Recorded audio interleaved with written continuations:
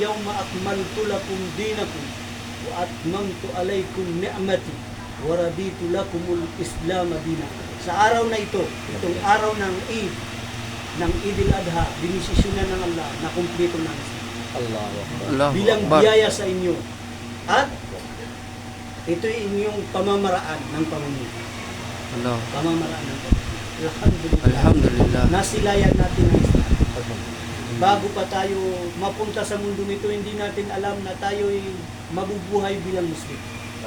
Pero pinagkalooban tayo ng Allah ng pagkakataon na kahit saglitan lang ang buhay sa mundo nito, ay nasilayan natin ang Islam. Nasilayan natin ang Islam. Alhamdulillah. Walang halaga ang meron sa mundo nito kung walang Islam. Bakit?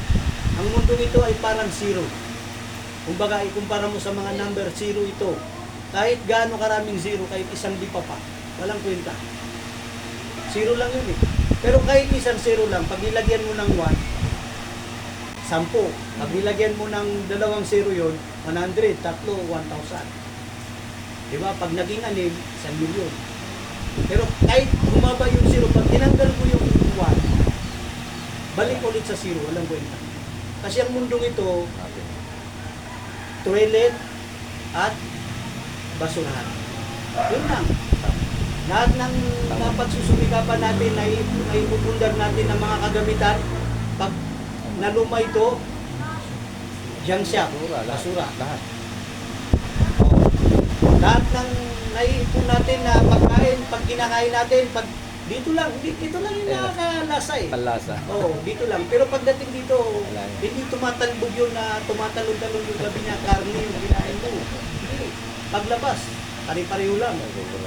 Wala namang sa CR, walang sino man na pag matatay siya, pupunta dun sa kwarto niya, sabi niya, dito ito. Mga isdang bato Special. itong kinain ko, eh, baka sayang to, hindi. Special. So, gano'n ang mundo. Yeah. At ang mundo ay parang toilet, yung loob ng toilet, na kahit gano'ng mo linisin, marumi pa rin. Marumi pa rin. Ganun ang mundo. So, ang halaga lang ng mundong ito ay dahil may Islam. Tingnan mo yung isang pakpak ng isang ano ba yun? Lamok na pumasok sa ilong ng Namrud alayhi lanatullah. Tinanong siya kung anong halaga niya. Sabi niya, yung isang pakpak ko, mas gusto ko kaysa dulo. So, ibig sabihin, ang sabi ng Rasulullah, kung ang Allah ay binigyan niya ng halaga ng mundo ito, ng kasing halaga nung pakpak nung lamok na pumasok sa ilong ng Namrud, wala nang paiinumin ng Allah na mga kufar dito sa mundo. Wala silang may inom na tubig ipagkakait sa kanila ng Allah.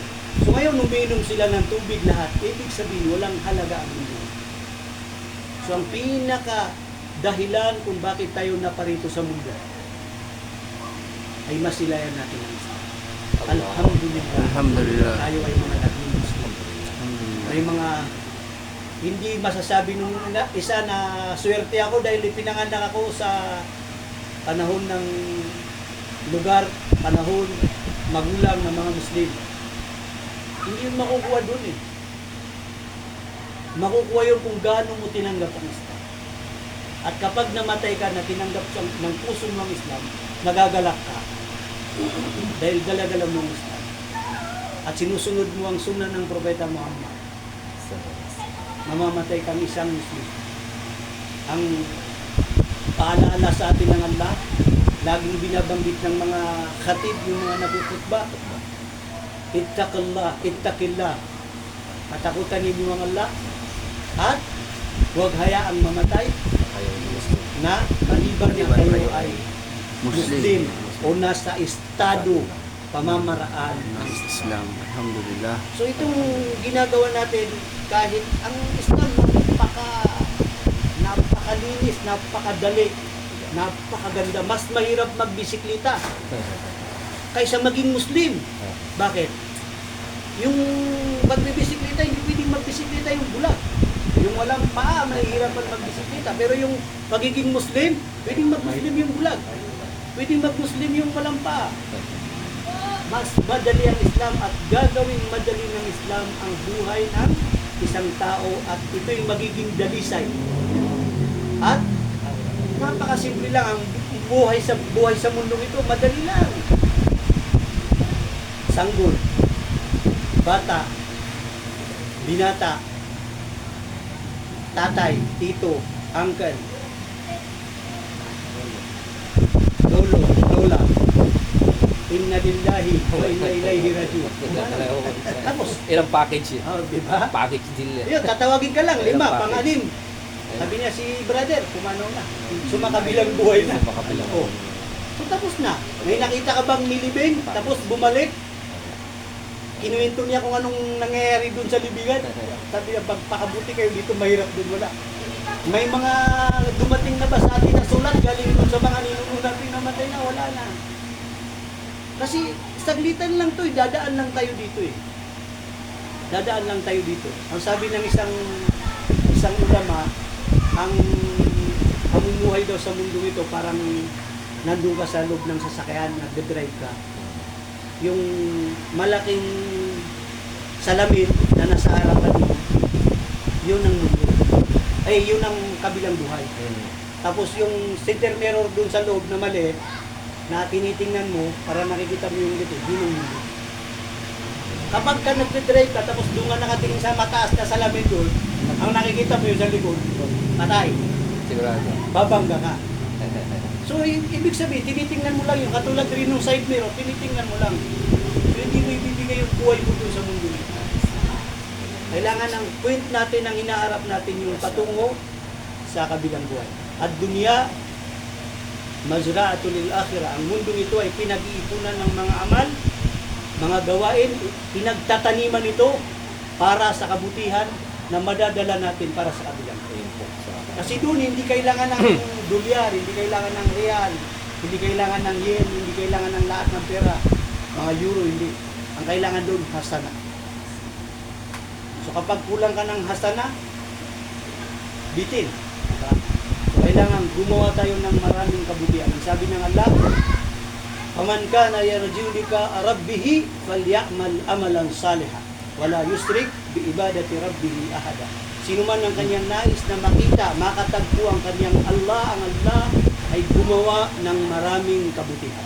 At huwag niyang hahaluan ito ng sirk, pagbibigay katambal sa Allah. Ipinangako yun ng Allah na sino man ang kanyang nais na makatagpo, makaharap ang Allah, gumawa ng maraming kabutihan.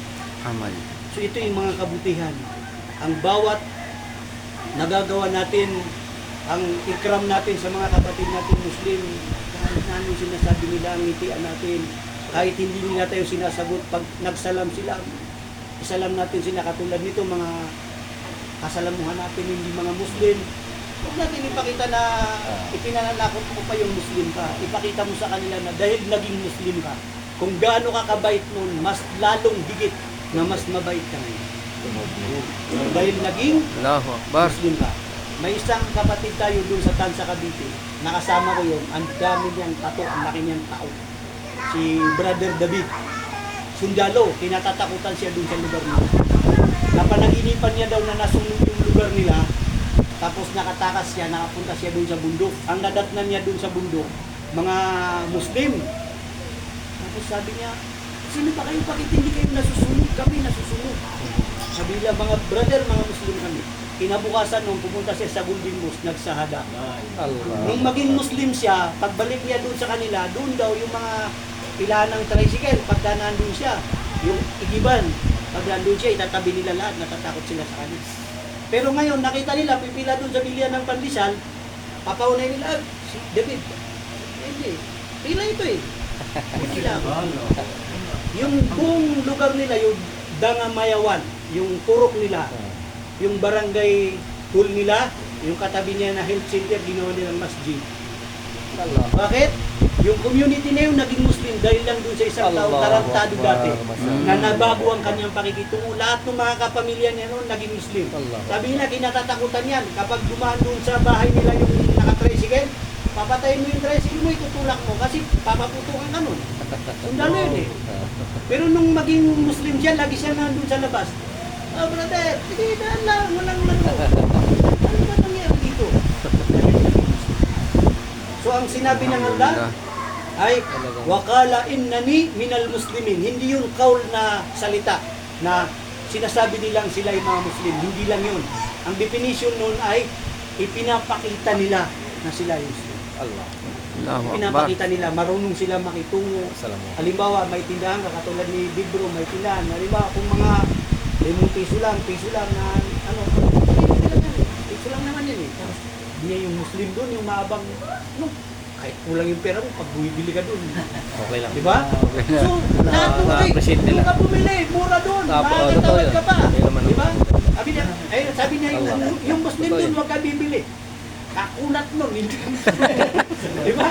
So, Magre-reflect sa iyo oh, yan. di ba? Magre-reflect sa iyo na hindi lang sa iyo, kundi lahat ng Muslim. Kaya sa Oh, katulad nung nangyari doon sa amin sa Iligan, sa post office, may isang brother na pumunta doon sa post office, tapos humiram ng ballpen doon sa babae kasi may pipilapan siya.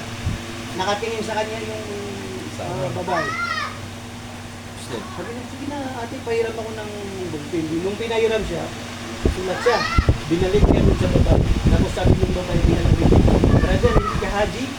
Sabi niya, bakit? Sabi niya kasi lahat yung kapitbahay namin haji, lahat ng hinihiram sa akin, hindi binalik. Pero ikaw, Astagfirullah. binalik mo, siyempre sabihin, hindi ka haji, sabi niya, hindi ka.